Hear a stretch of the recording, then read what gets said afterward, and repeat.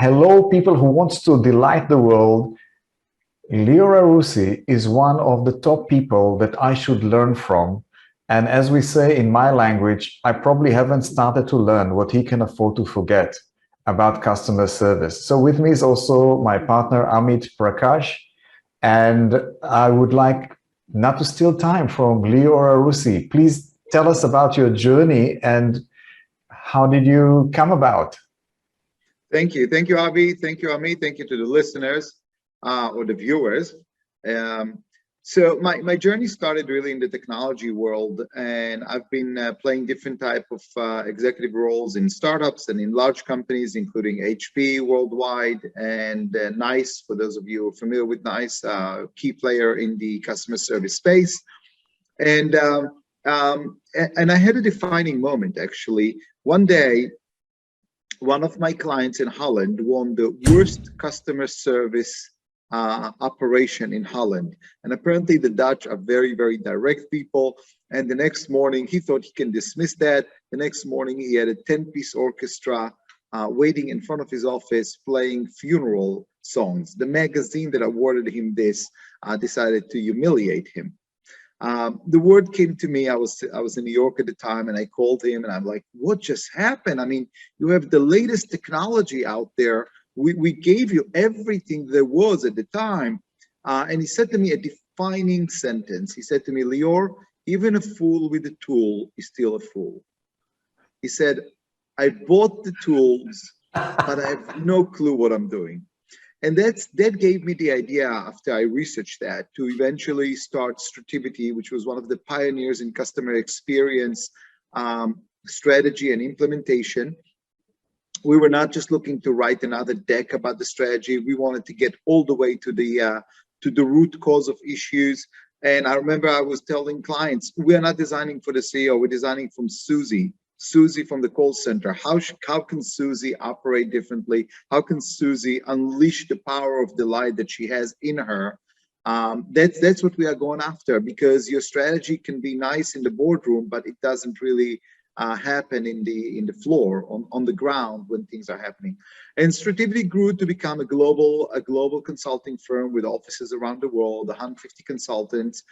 We have conducted over 400 transformations for large and small organizations. Some of the best brands have trusted us with the transformation that they wanted. That's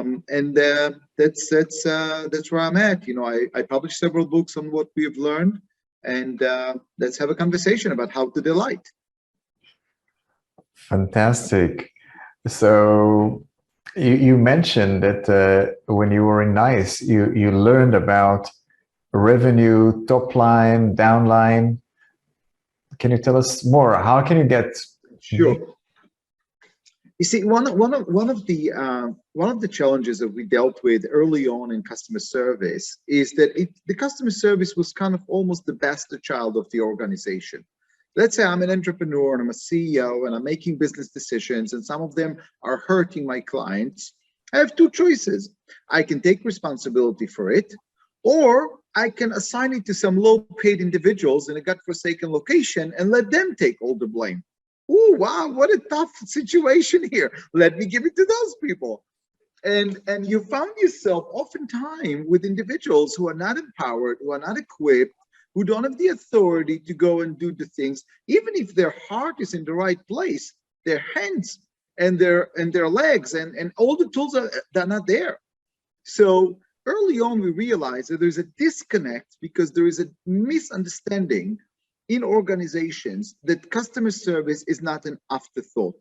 You know, in some places I found where they call it aftermarket even. Like it was completely, it's not. It's your core of customer retention and customer acquisition. So in order to really wake up that notion, in one of my early books, in Passionate and Profitable, I introduced the 5 P's of customer experience, because the world is operating on the 4 P's of marketing, which is product, pricing, placement, and promotion. It's all about yourself and your product. And we said, no. The world has shifted. This is about the 5 P's of customers. Do they have a strong preference? Do they pay you a premium price? Do they give you the portion of budget that they can give you? Do they promote you to others? Not just intend to promote, but actually promote. And do they have a permanence of relationship with you? So we started to educate organizations how to start running themselves on the economics of customer experience, not just on it's nice to do it if you kind of feel like it eventually. So when you start establishing that on economics, you start speaking the language of the CEO. You start speaking the language of, okay, you've got a problem, let's go to the root cause. The root cause is probably you're hurting your customers in one way or another. That's why you're not getting to that lever, to that financial result that you're trying to do. That changed completely the conversations and elevated customer experience to the top level, to the boardroom, away from just the customer service people and what they were doing. I'll share with you, Avi, a very interesting example. I was auditing the customer service operation for a very large European organization with customer service locations all over the continent, 13 locations. And I go there and I sit down next to a lovely employee, and we're taking calls, and then she stops and she takes a piece of paper, she writes something, she leaves, she comes back a couple of minutes later and she writes something back. And I said to her, what is this? Because everything's supposed to be on the screen. What is this? And she said to me, without hesitation, she said, that's my toilet time. I said, do you have some medical issues that requires you to capture your toilet time? She said, no, every Friday we give our toilet time to the manager. This is a 500 seats call center, okay? And on Friday afternoon, all of them are handing their toilet time to the VP. So I go to the VP and I said, what's with the toilet time? And he said to me, oh, this is actually a very, very important program that I instituted here. You see, we're collecting the toilet time and we're analyzing it in order to see if there are any abnormal behaviors. So let me show you a report. Here's Heather, here's Amy, here's David, here's this. And you see, this is the benchmark right here. So if you go over the benchmark, you need to explain to your boss, what did you eat last night? And I said, you're kidding me. He said, no, that's how we manage it here. And I said, you'll never, ever be able to delight anyone if you're measuring toilet time of people. So listen to this, Avi. So I said to him, now you have a copy of this report. I'd like to look at it. He said, what are you going to do with it? I said, I'm going to take it to your CEO. And he said, please do. For years, I'm trying to show him the great work that we do in call center. So I'm like, oh, don't worry. I will take it. So I'm going to the CEO and I said, I'm stopping the project here. There's no way you're going to get to a great, delightful experiences because you're measuring toilet time. And he said, no, I don't. I say, no, you do. Yes, you know. I show him the report. Silence. Silence. Then he turns to me and said, so what do you think we should do? Now, I thought it was self-explanatory, but apparently he needed my help.